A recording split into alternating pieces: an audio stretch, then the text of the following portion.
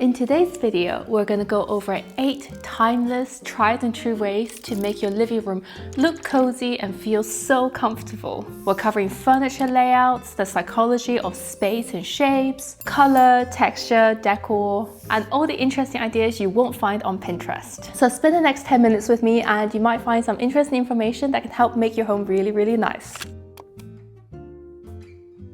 If I asked you which room looks cozier, which one do you think you would pick? Most of you would pick the left option. If you want a living room that feels cozy and relaxed, then pay close attention to the ceiling height and how it makes you feel. Low ceilings, or the illusion of them at least, make a room feel a lot more intimate and warmer and cozier. Because when you bring the ceiling down, it makes you feel more cocooned and sheltered and like protected. In contrast, high ceilings point towards the sky. They feel more awe-inspiring, but emotionally distant. Just think about how you feel when you're in a really grand library or a cathedral. And these grand spaces with incredibly high ceilings make you feel very small and a little bit insignificant, which is cool in certain spaces, but not if you want a cozy living room where you just want to curl up with a book and your cat. So if you're one of these very fortunate people watching my channel who have a massive house and incredibly high ceilings, but you want certain rooms to feel cozier, like a family living room, here's what you can do. In tall living rooms, you should try to lower the visual focus from the ceiling. So always hang art at eye level. Use pendant lights above you and hang them not so high, so it feels like you're bringing down something closer to your head. You can also paint darker colors on the ceiling and upper portion of the wall to visually bring the space down as well. You can also break up the vertical space using horizontal lines, wall moldings, picture rails, a painted band around the room. It all helps guide the eye horizontally and not vertically. Do you see the difference in these two images? Doesn't a room with horizontal lines and a darker ceiling look like it has a much lower height? And in some extreme cases, you can also suspend canopies and different things on the ceiling to lower the perceived height of the space. So imagine in this living room, you have 3 functional zones. You have a seating area, a dining area, and a desk. In this scenario, we have all the furniture, but somehow it looks a bit messy, a bit cluttered, and it doesn't feel very cozy when you're sitting down. Because each of the zones don't feel like its own enclosed functional space. They're all bleeding into each other. However, if you start to define the areas and make each zone feel like its little own enclosure, you feel so much more comfortable and cozy when you're sitting and using that space. Our brains are wired to seek shelter and safety, and when you make a space feel like it's enclosed and sheltered, you are able to relax a little bit more because you feel like you're not going to get attacked by predators out of nowhere. So to make the living room feel really cozy, I think every functional zone you have in this space needs to feel like it's enclosed. A tall plant in the corner, a floor lamp above your sectional, pendant lights over your dining table, a rug under each space. An armchair next to the window feels lonely, but if you add a side table and a lamp above your head, you feel more sheltered and comfortable. These moves are simple and subtle, but I think once you see it in action, you realize why it works. Living rooms today are often centered around the TV, and that's absolutely fine. I love watching TV. I mean, are you kidding me? With the quality of the TV shows they're producing nowadays. Unbelievable. But the thing is, TV-focused layouts usually arrange sofas in a row, which is great for watching TV, but not great for conversations. So if you want your living space to be cozy for just 1 or 2 people, that's fine. But if your idea of coziness is also having people around and making a sociable space, then it would be good to create a seating circle. If you have a sofa arrangement like so, maybe you can add an accent chair, a puff, or a stool in the corner, so it can complete a seating circle where people can choose whether to sit opposite you or adjacent to you. Avoid placing seating right in the path of movement or in really high traffic areas, because then people just feel really unsettled. I think this is why, for example, when you go to a restaurant, you never want to pick the seat that's right next to the toilet or next to the kitchen door. First of all, because maybe you smell something, but also because it's just a high traffic area and the feeling of people constantly coming and going is just not very relaxing. You should also aim to have a loose circle, something that's flexible, not too rigid. Make the seats kind of movable so people can choose how close or far away they want to sit. And this sort of flexibility makes people feel a lot more relaxed.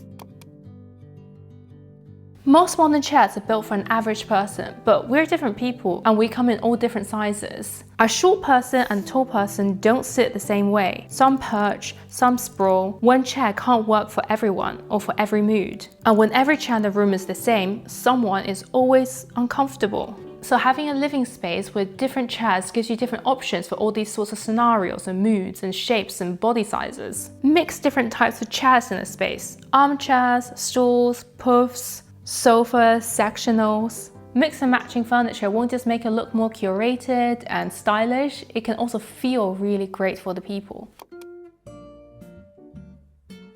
If we were to compare these two living spaces and pick a cozy one, I think it's pretty clear that the room that looks a bit warmer is also a little bit more cozy and inviting. I think it's really easy to think that warm colors means just painting your walls yellow, red, terracotta and calling it a day. But it's not quite as simple as that.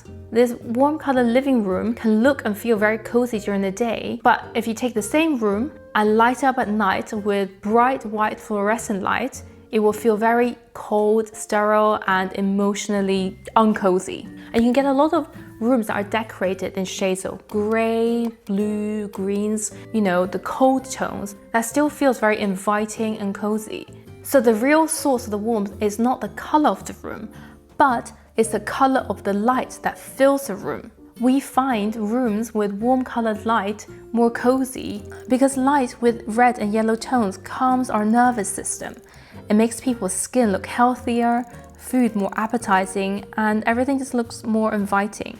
Cold colored light does the opposite. So to make your living room feel cozy during the day and night, make sure the overall color of the light feels warm. Prioritize yellows, reds, oranges, and warm wood in dark or north-facing rooms. Choose warm colored light bulbs in the 2700 to 3000 Kelvin range. Avoid anything marked cool white or above 4000 in a space that's not task oriented. Like for example, if you're in a workshop or you need to stay alert and pull all-nighters at your desk, then probably you want to have very bright white fluorescent lights. But if you want to be in a living space that feels cozy, go for warm colored lights. And if you do want to paint your rooms in a colder color because you just like it more, maybe you can ensure that the surfaces of other furniture, materials, your floor, your fabrics are a warm shade, just so that the overall balance of the colored light in the space is going to be warm.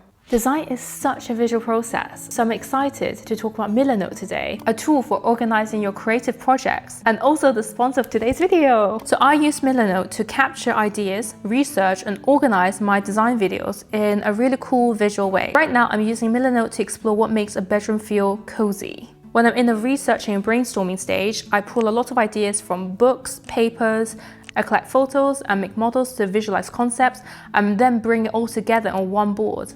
So you can see I can just simply drag and drop the images, add captions, rearrange ideas when it becomes a little bit more clear to me, group them, and even link them together. It's so good for creatives because it lets you organize your thoughts visually in a way that suits you.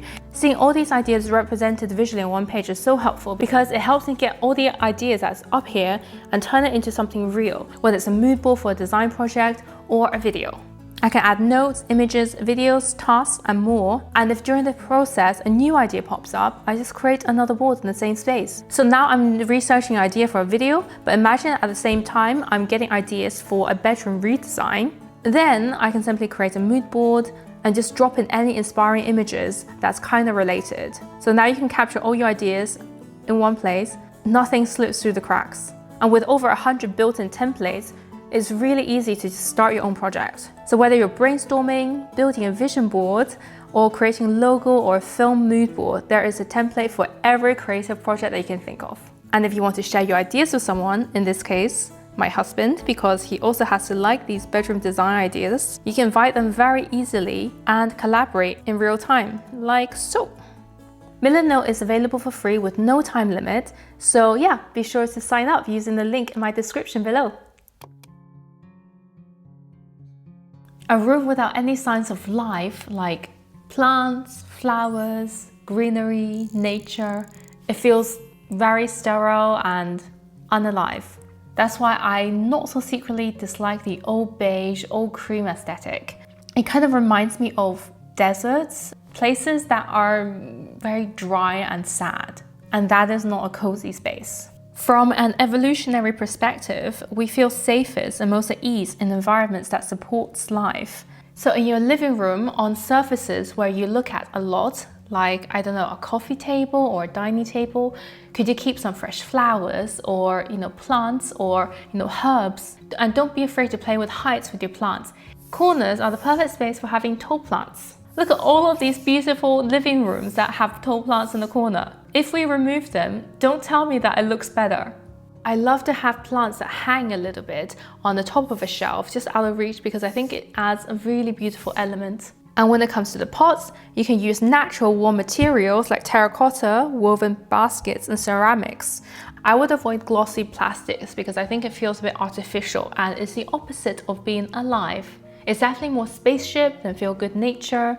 And if you watch a couple of my videos now, you know that I am a big advocate for feeling good over looking cool. If you don't have a green thumb and you're not so good at plants, maybe you could get some artificial plants and artificial flowers, but I would avoid placing them on the coffee table where you see it close up and you get to touch it. So, put it more on the top of a shelf somewhere. With Instagram, Pinterest, social media all around us, interior design has become a performance. Instead of asking, what do I love living with? People start to say, is this cool? Will it look good on Instagram? Will other people like it? But if you want to create a very cozy living room, I think it's much better that you decorate the space with something that's a bit more personal. Personalization increases territoriality, which is a sense that a space belongs to you. Explains why people only start to feel settled in homes when they start unpacking their personal belongings. Not because you need that extra underwear. I mean, of course you do, but also because when you start to fill it with your own things, it makes the space feel more familiar to you, which reduces your brain's threat response. In contrast, hyper-styled, impersonal interiors might look really cool and impressive, but they don't support your psychological needs. Leave that for hotels or, when you're staging your home and you want to rent it out or sell it. If you want to live in the space and feel cozy, make it personal. A good trick to figure out how much you value something is to think that if it were in a fire, would you rescue this item? For example, these flowers I wouldn't bother rescuing and taking with me because I just bought them in a supermarket. But this particular rose, I would, because this is the rose that Leon proposed to me with. It has a special meaning in my heart, and every time I see this in my living room, I'm reminded of that memory and that sweet gesture. So it makes me feel happy and warm and fuzzy inside. And give yourself permission to decorate and populate the space slowly over time, because it takes effort to collect all the memories and meaningful things in your life. Give yourself the grace to build up slowly. Let's look at this perfectly styled, pristine, symmetrical living room. So cool, but not very cozy. If we add a stack of books in the middle, some flowers, drape a blanket on the sofa, ta-da! Now it looks like and feels like someone lives here. Perfectly styled rooms increases social pressure.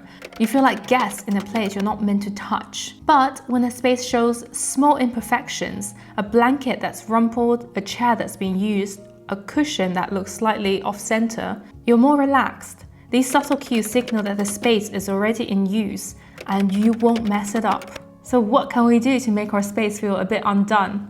Most of the time my home is undone every single corner. It's only in the 30 minutes before we have someone visit that it looks stylized and pristine. Basically just, relax a little bit, just be comfortable and let some elements feel casual or unfinished. You don't have to plump up every single cushion. And when it comes to your furniture, not everything needs to be in a set. You can have a mixture of modern furniture pieces with the vintage items that you inherited. And just embrace the fact that a lot of natural materials that we inherently love are going to show scratches, are going to be a little bit imperfect and show patina over time. In the end, it's a living space, it's your home. You're not engineering a spaceship, it's not that serious. If you found this video helpful and you want to know how to make a timeless home or cozy home, you might want to check out the videos that are popping up on my screen right now.